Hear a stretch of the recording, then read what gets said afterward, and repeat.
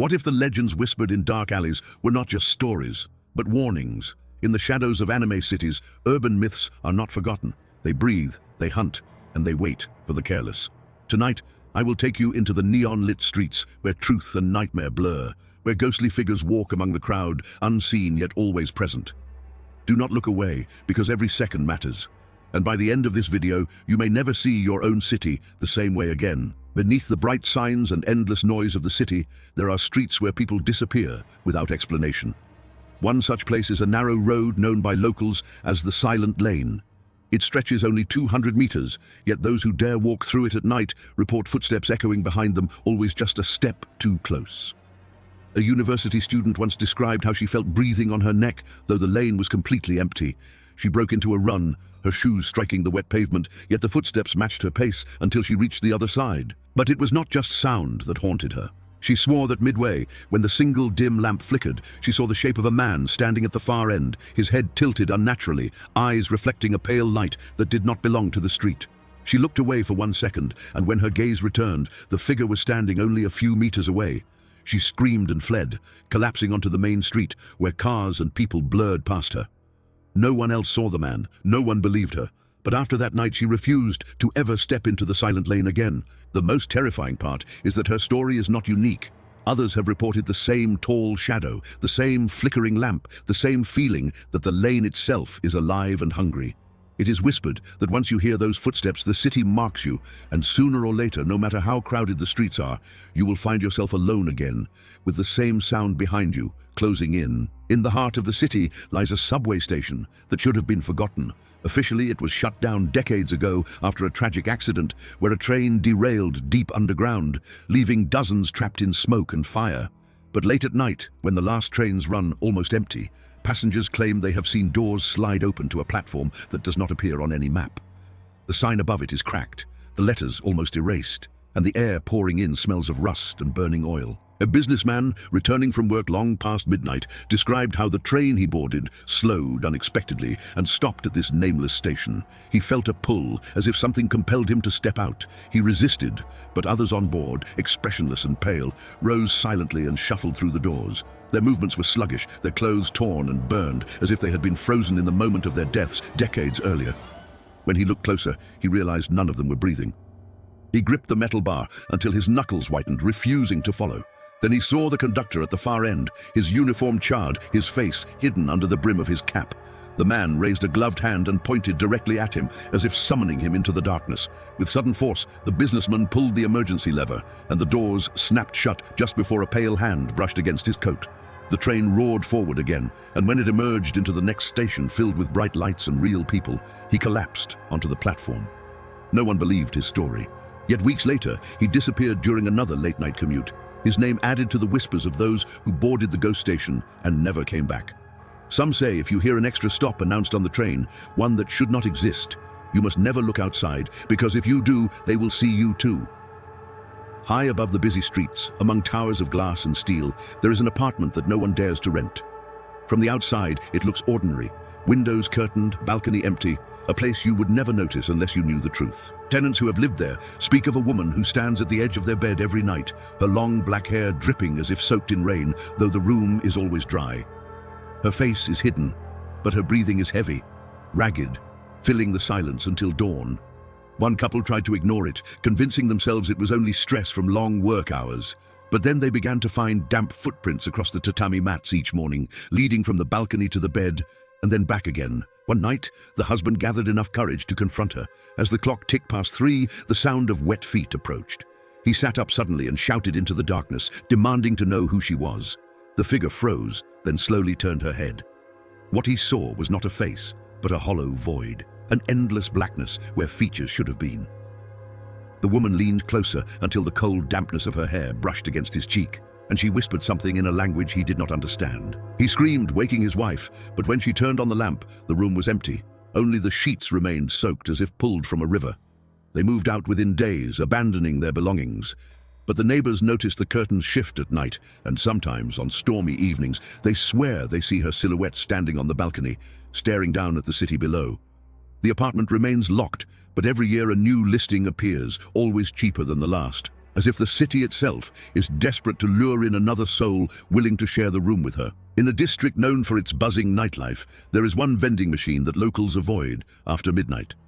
From a distance, it looks like any other, glowing softly, stocked with drinks, humming gently as neon signs flicker overhead.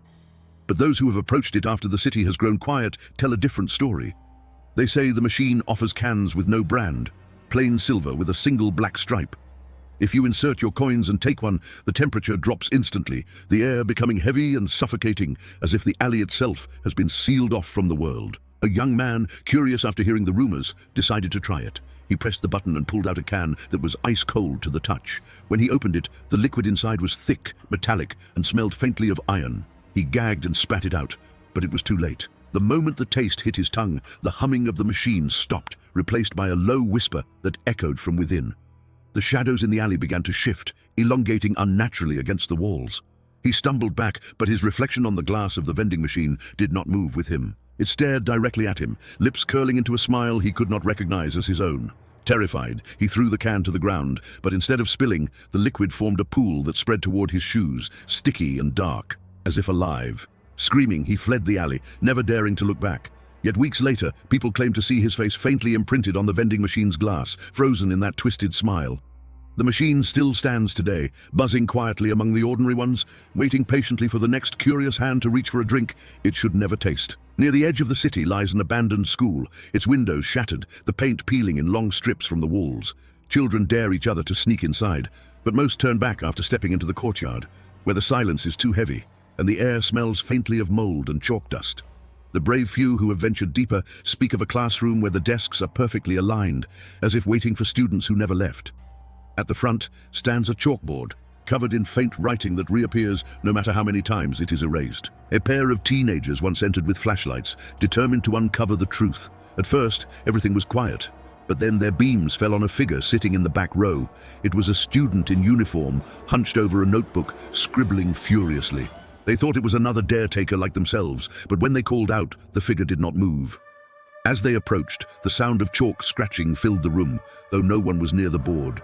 The writing appeared on its own, forming words that spelled, "Do not disturb the class." Suddenly every desk creaked, and more figures materialized, their heads bent low, faces hidden in shadow. The two teens froze as dozens of pale hands lifted notebooks and began to write in unison, the scratching sound growing unbearable.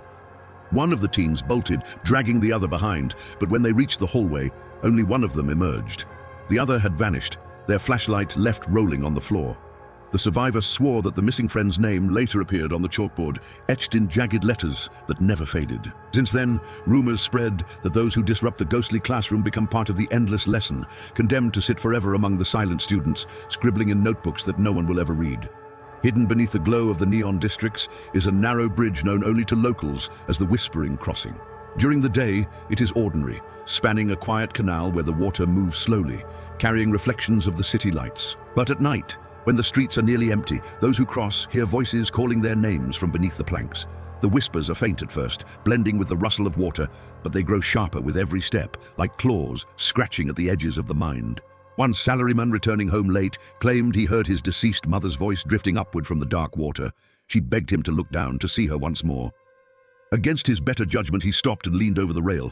At first, there was nothing, only the rippling surface. But then, a pale face emerged just below the waterline, eyes wide and mouth moving soundlessly. He stumbled back in horror, but his feet slipped, and in that moment, icy hands gripped his ankles. He screamed, thrashing wildly until a cyclist passed and startled him back to his senses. The hands vanished, and he staggered off the bridge soaked in sweat, never crossing it again.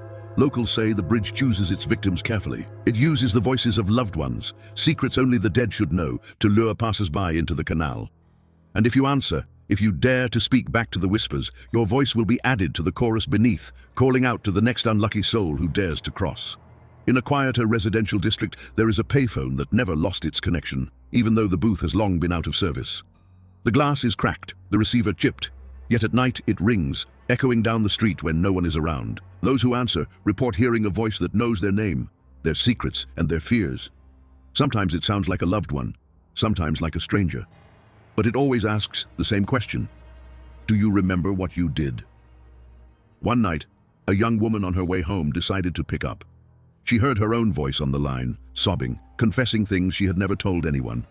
Then it grew distorted, warping into screams of pain. She dropped the receiver, but the phone rang again instantly, louder this time, shaking the glass panels. Terrified, she ran, but the sound followed her, each ring echoing in her ears until she made it back to her apartment. The next morning, she returned with friends to prove it was only her imagination.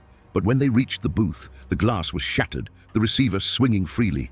Etched into the metal frame were the words, "You should have answered." Some believe the phone is a line to the dead. Others say it connects to something older, something that feeds on guilt. Whatever the truth, when you hear that ring in the middle of the night, you must resist the urge to pick up, because once you do, it never stops calling. There is a legend of an elevator in one of the city's oldest office towers. Workers who stay too late sometimes step inside and press their floor, only to find the buttons unresponsive. The doors close, and instead of rising, the elevator descends to a floor marked with no number. The air grows cold, and when the doors slide open, there is only darkness stretching into a hallway that should not exist. A security guard once told how he followed a worker down that very hallway after both of them ended up trapped. The walls were damp, covered in handprints that dragged downward as if people had been pulled into the floor. The further they walked, the more distorted the air became, their voices echoing back in tones that were not their own. When they turned to retreat, the elevator was gone, replaced by another endless stretch of corridor. The guard swore that his companion was pulled into one of the shadows on the wall, screaming until the sound cut off as if swallowed. He barely escaped, waking up later on the lobby floor with no memory of how he got out. The building management denies this floor exists, but some nights the elevator panel lights flicker, and the button for that non-existent level glows faintly before disappearing again. Finally, there are whispers of a market that appears only once a year, hidden in the narrow backstreets between the city's busiest districts. Those who stumble upon it describe stalls filled with objects that seem ordinary at first: mirrors, dolls, trinkets, and books. But when brought home, these items bring misfortune, illness, or worse. The vendors are said to wear masks that never move, their eyes glowing faintly from within, and they never speak except to name a price. A college student once purchased a small notebook from the market, intrigued by its blank pages. That night, he opened it to find his own handwriting filling the lines, recounting events that had not yet happened. The final entry described his death in chilling detail: the time, the place, and the manner. He laughed it off at first, convinced it was a prank, until each entry unfolded exactly as written. On the day marked in the final passage, he vanished. The notebook was later found in his apartment, its last page filled with a new prediction, waiting for its next owner. Locals insist the market feeds on curiosity. Once you buy, once you take something away, the city itself begins to twist around you. The only way to survive is never to return, but for those who have seen it once, the temptation always lingers. Cities hide more than just people, lights, and noise. They hide the nightmares that walk among us. From cursed lanes to phantom trains, from haunted classrooms to ghostly markets, every story whispers the same warning: what is buried in legend is never truly gone. If you ever find yourself walking alone through the neon glow, remember these tales. Stay alert, because the moment you let your guard down may be the moment the city takes notice of you.